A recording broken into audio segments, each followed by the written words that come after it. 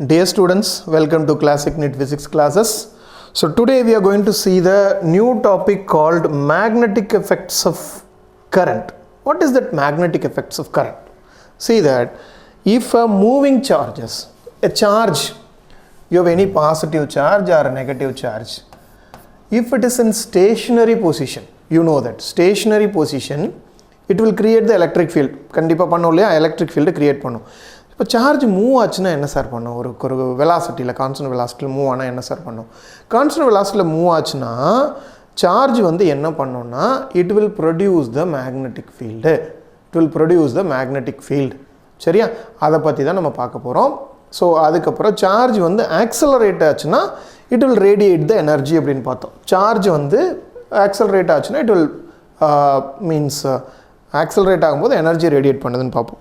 So அதுக்கு first அதை பார்க்குறப்போ வந்து ஒரு மூவிங் சார்ஜ் இருந்துச்சுன்னா அந்த மூவிங் சார்ஜை மேக்னெட்டிக் ஃபீல்டில் வச்சா என்ன ஆகுங்கிறத பார்த்துட்டு then how the field is getting created. உனக்கு சார்ஜ் மூவ் ஆகும்போது how the field is getting created, அது மேலே என்ன மாதிரியான ஃபோர்ஸ் கிரியேட் ஆகுது. ஸோ இதை பற்றியெல்லாம் பார்க்க போகிறது தான் இந்த யூனிட். சரி, பார்க்கலாமா? ஃபஸ்ட்டு வந்து பார்த்திங்கன்னா moving charge can generate both electric and magnetic field, ரெண்டையுமே கிரியேட் பண்ணும் simultaneously. And it will experience the magnetic force. என்னது? சார்ஜ் வந்து பாசிட்டிவ் சார்ஜாக இருந்தாலும் சரி நெகட்டிவ் சார்ஜாக இருந்து அது மூவ் ஆச்சு அப்படின்னா if it moving with velocity வின்னு சொன்னால் இட் வில், நல்லா புரிஞ்சுக்கோங்க, it will create the magnetic field as well as the what to say magnetic field as well as the electric field. Electric field already create பண்ணனும் தெரியும். இப்போ புதுசா ஒன்னு படிக்க போறோம். So electric field already create பண்ணனும் தெரியும். இப்போ புதுசா ஒன்னு படிக்கிறோம், that is magnetic field. Magnetic field create பண்ணனும், that is also a vector quantity. சரியா? So now I am placing the charge with mass m. Charge q with mass m. சரியா? ஒரு magnetic field இருக்குது, bங்கிற magnetic field இருக்குது. அப்ப அந்த charge வந்து ஒரு ஆங்கிளில், நல்லா புரிஞ்சுக்கோ, ஒரு ஆங்கிள் வியில் அங்கே நம்ம ரிலீஸ் பண்ணுறோம், விடுறோம். விங்கிற ஆங்கிளில் அந்த சார்ஜை மேக்னெட்டிக் ஃபீல்டுக்குள்ளே விட்டோம்னா அது மேலே ஒரு ஃபோர்ஸ் வந்து கிரியேட் ஆகும். அந்த ஃபோர்ஸ் என்னன்னா that force is proportional to that velocity, that force is proportional to so that charge, that force is proportional to that field. சரியா? அதை வந்து என்னன்னா q வந்து இட்ஸ் பாசிட்டிவ் குவான்டிட்டி. அதை எப்படி சொல்லுவாங்கன்னா மீன்ஸ் q இஸ் பாசிட்டிவ் அந்த இடத்துல, f is a vector, q into v cross பின்னு சொல்லுவாங்க. q into v cross b. சரியா? வெக்டரில் சொல்லணும்னா q into v cross b. சரியா? v on b is having a angle. v and b is having a angle. That is qvb sin theta ன்னு சொல்கிறாங்க. என்னது? qvb sin theta. So okay, now we can see that அப்போது force அதாவது ஒரு சார்ஜை கொண்டு போய் மேக்னெட்டிக் ஃபீல்டில் வச்சோம்னா ஒரு ஃபோர்ஸ் கிரியேட் ஆகுது. அந்த ஃபோர்ஸ் என்னது? qvb sin theta. நல்லா புரிஞ்சுக்கோங்க, அந்த ஃபோர்ஸ் என்னது? qvb sin theta. Can you understand that? அப்போது நம்ம ஃபீல்டு கண்டுபிடிச்சோன்னா என்ன வருது? இப்போ வந்து f equal to qvb sin theta. அதனால அந்த ஃபீல்டுக்கு ஃபார்முலா எடுத்தோம்னா f by qvb sin theta. f by qvb sin theta. அப்போ நம்ம will define the magnetic field. Magnetic field at any point, force per unit charge entering into the magnetic field with the unit velocity. Force per unit charge entering the magnetic field with the unit velocity at an angle, some angle 90 degree or whatever it is at an angle சொல்லிக்கலாம். அப்போ b equal to magnetic field equal to f by qv sin theta. சரியா? இப்போ SI unit என்ன? இங்கே வந்து Newton, இவர் என்னது?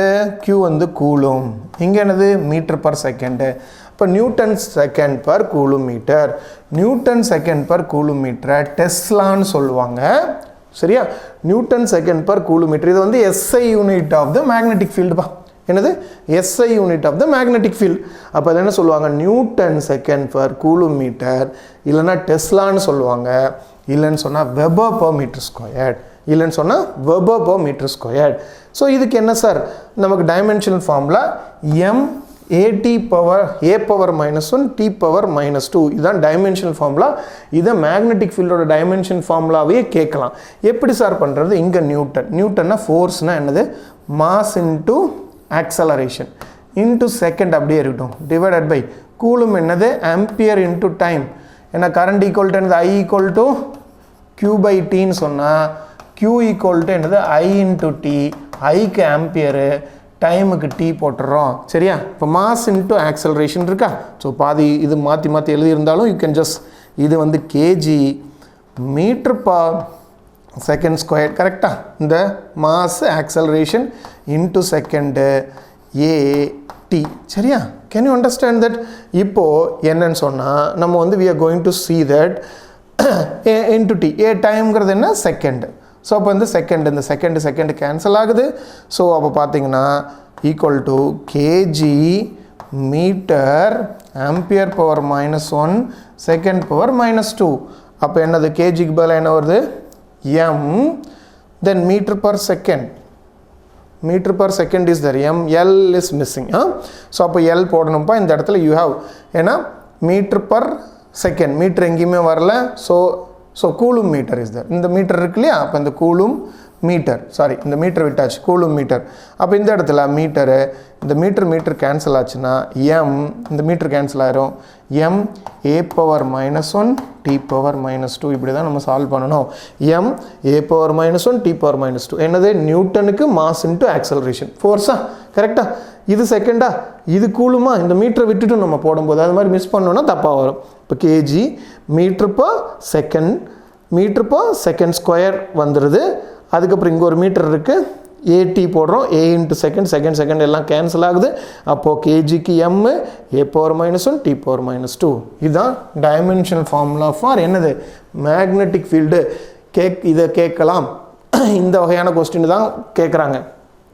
CGS unit என்ன 1 காஸ் ஈக்குவல் டு இதை வந்து டெஸ்லா அப்படின்னு சொல்கிறோம் இல்லையா 10 பவர் -4 டெஸ்லா. சிஜிஎஸ் யூனிட்டில் வந்து பார்த்திங்கன்னா காஸ் அப்படின்னு சொல்லுவோம் 10 பவர் -4 டெஸ்லா ஓகேவா. It is a vector quantity நான் ஆல்ரெடி சொன்னேன். Then magnetic field induction is also called as magnetic flux density. நல்லா புரிஞ்சுக்கோங்க, magnetic field induction is also called as magnetic flux density. அப்போ ஃபோர்ஸ் ஈக்குவல் டு என்னது q into v cross b, q into v cross b ஓகேவா. So we will see the some of the rules to identify the direction. F equal to இதை மறந்துடக்கூடாது q into v cross b. இந்த அதாவது vங்கிறது என்ன velocity of the particle entering into the magnetic field எவ்வளோ some angle அதான் v cross b. cross b என்னது sin theta. ஏன்னா 90 degree இருக்கும்போது அது மேக்ஸிமமாக இருக்கும் சரியா. we'll see some rules. இதை எப்படி கண்டுபிடிக்கிறது. ஃபர்ஸ்ட் வந்து ரைட் ஹேண்ட் தம் ரூல். உன்னோட நல்லா புரிஞ்சுக்கோ, உன்னோட ரைட் ஹேண்டை இப்படி நீட்டிக்கும்.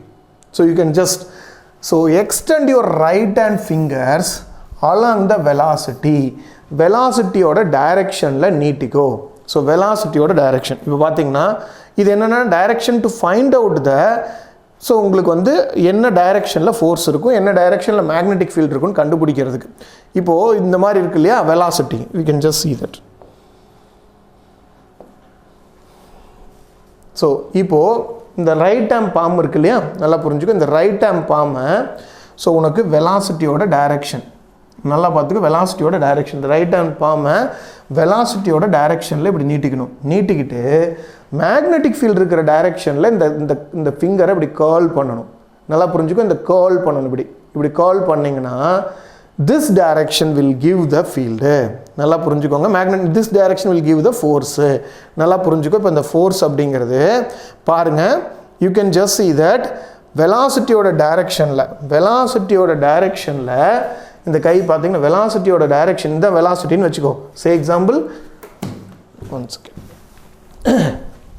ஸோ இதுதான் வெலாசிட்டின்னு வச்சுக்கோ, இதுதான் வெலாசிட்டியோட டைரெக்ஷன். அப்போது என்னோட ரைட் ஹேண்டில் பாம் இருக்கு இல்லையா, அதை வந்து நான் வந்து என்ன பண்ணுறேன் இந்த டைரெக்ஷனில் இப்படி வந்து நீட்டிட்டு மேக்னெட்டிக் ஃபீல்டு வந்து இப்படி இருக்குது இந்த டைரெக்ஷன் இருக்குன்னா மேக்னெட்டிக் ஃபீல்டு இருக்கிற டைரெக்ஷனில் கேர்ல் பண்ணேன்னா என்னது இந்த தம்ப் இருக்கு இல்லையா, இதுதான் வந்து என்ன கொடுக்குது மேக்னெட்டிக் ஃபோர்ஸை கொடுக்குது.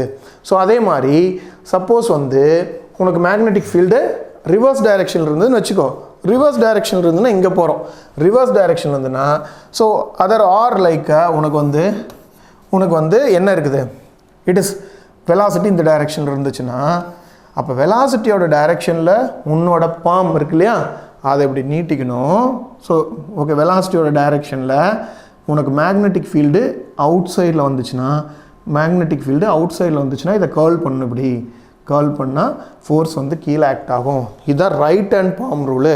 நல்லா புரிஞ்சுக்கோ, வெலாசிட்டியோட டைரெக்ஷனில் உன்னோட பாம் மேக்னெட்டிக் ஃபீல்டோட டைரெக்ஷனில் கர்ல் பண்ணணும். ஒருவேளை மேக்னெட்டிக் ஃபீல்டு இந்த இடத்துல எப்படி இருக்குதுன்னா ஆன்டி கிளாக் வைஸ், இதே கிளாக் வைஸில் இருந்துன்னு வச்சுக்கோ. ஸோ கிளாக் வைஸில் இருக்குதுன்னு வச்சுக்கோ, அப்போ என்னென்னா இப்படி வச்சுக்கணும். கிளாக் வைஸில் இருக்குன்னா வெலாசிட்டி தென் கீழே ஆக்ட் ஆகும். புரியுதா என்னன்னு சொல்லிட்டு? Can you understand that? So இது வந்து right hand palm rule. Maximum we can use this right hand palm rule. So அடுத்தது வந்து Fleming's left hand rule. Fleming's left hand ரூல்னா you can just see that left ஹேண்டை வச்சுக்கணும். நல்லா புரிஞ்சுக்கோ, left ஹேண்டை வச்சுக்கோ. இந்த ஃபிங்கர் நல்லா புரிஞ்சுக்கோ, லெஃப்ட் ஹேண்டில் 3 விரல், கட்டை விரல், ஆள்காட்டி விரல், நடு விரல். சரியா? So it's a middle finger, so index finger and thumb, 3யுமே பர்பெண்டிகுலராக வச்சுக்கிட்டா இந்த வாட் டு சே, உனக்கு வந்து இந்த ஆள்காட்டி விரல் வந்து மேக்னெட்டிக் ஃபீல்டையும் இந்த நடுவிரல் வந்து உனக்கு வந்து வெலாசிட்டியும் குறிச்சதுன்னா இந்த தம்பு வந்து ஃபோர்ஸு. சரியா? That is what they are saying that. see that இந்த நடுவிரல் வந்து வெலாசிட்டி, இந்த ஆள்காட்டி விரல் வந்து ஃபீல்டு, இது வந்து ஃபோர்ஸை குறிக்கும். சரியா? Can you understand that? So இந்த V அண்ட் B வந்து சர்டைன் ஆங்கிளில் இருக்கும். நல்லா புரிஞ்சுக்கணும், இந்த V அண்ட் B வந்து சர்டைன் ஆங்கிளில் இருக்கும்.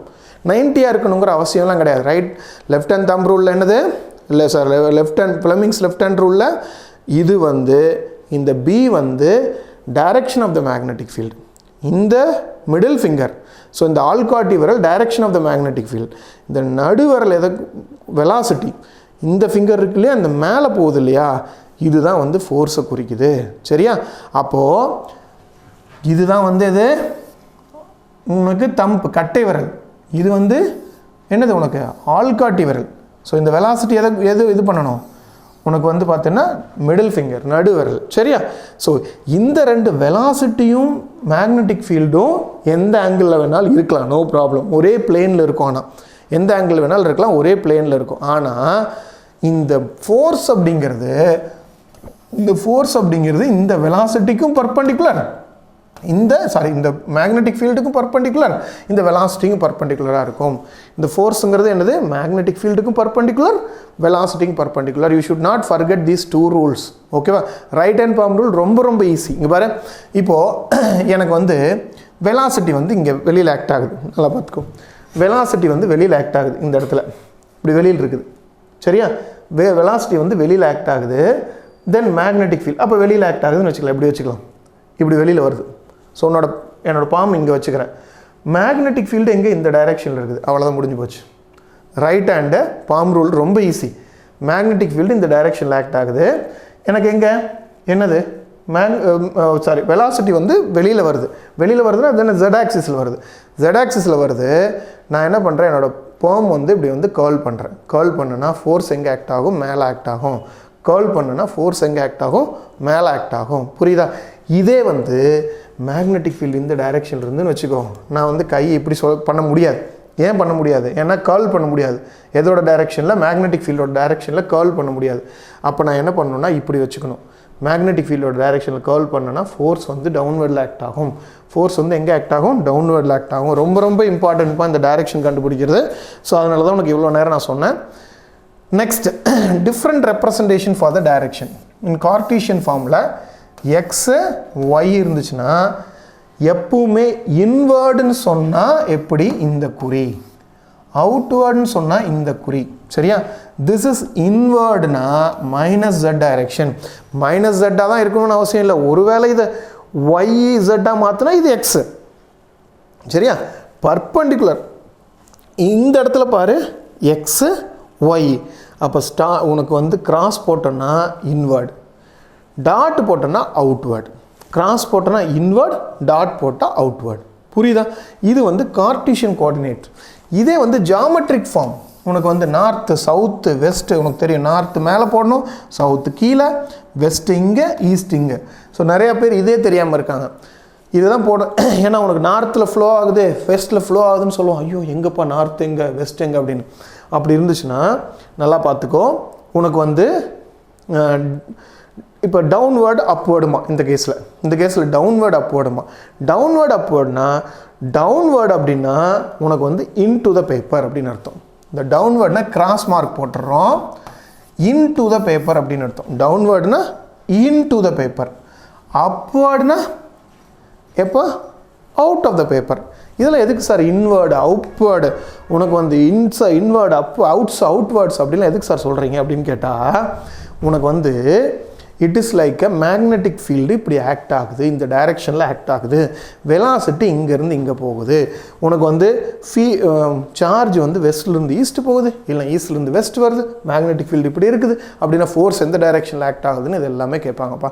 ஸோ அதுக்கு வந்து இந்த கன்வென்ஷன் வந்து ரொம்ப ரொம்ப இம்பார்ட்டன்ட்.